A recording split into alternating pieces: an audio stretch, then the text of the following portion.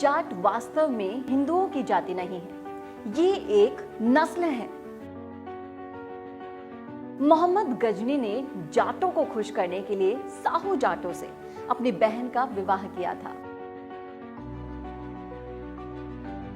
अरब की हिफाजत के लिए जाटों का सहारा लिया गया था। जाटों से राजपूत हो सकते हैं, परंतु राजपूतों से जाट कभी नहीं हो सकते। पंडित जवाहरलाल नेहरू ने भी कहा कि दिल्ली के आसपास चारों ओर जाट एक ऐसी महान बहादुर कौम बसती है, वो यदि आपस में मिल जाए और चाहे तो दिल्ली पर कब्जा भी कर सकती है। दोस्तों, आज इस वीडियो में हम आपको जाट जाति से जुड़े ऐसे तथ्य बताएंगे जिसे सुनकर आप दंग रह जाएंगे। स्वयं को महान कहने से कोई महान नहीं बन जाता। महान किसी भी व्यक्ति और कौम को उसके कारनामे बनाते हैं और उन कारनामों को दूसरे लोगों को देर सवेर स्वीकार करना ही पड़ता है। देव संहिता को लिखने वाला कोई जाट नहीं था, बल्कि एक ब्राह्मणवादी था जिसके हृदय में इंसानियत थी। उसने सच्चाई को अपने हृदय की गहराई से शंकर और पार्वती के संवाद के रूप में भी बयान किया कि जब पार्वती ने शंकर जी से पूछा कि ये जाट कौन है, तो शंकर जी ने इसका उत्तर इस प्रकार दिया कि जाट महाबली, अत्यंत वीरवान और प्रचंड पराक्रमी है। सभी क्षत्रियों में ये जाति सबसे पहले पृथ्वी पर शासक हुई। ये देवताओं की भांति दृढ़ निश्चय वाले हैं। तो चलिए हम आपको बताते हैं इनके बारे में 20 रोचक बातें।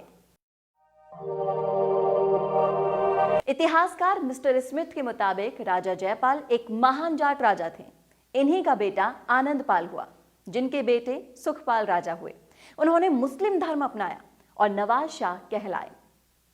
बंगला विश्वकोश के मुताबिक पूर्व सिंध देश में जाट गणेर प्रभुत्व थे, अर्थात इसका मतलब यह हुआ कि सिंध देश में जाटों का राज था।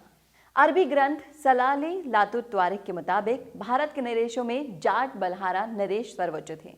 इसी सम्राट से जाटों में बलहारा गोत्र प्रचलित हुआ।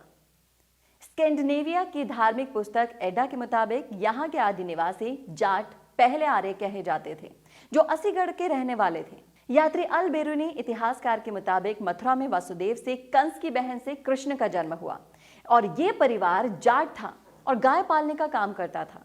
लेखक राजा लक्ष्मण सिंह के मुताबिक ये प्रमाणित सत्य है कि भरतपुर के जाट कृष्ण के वंशज हैं।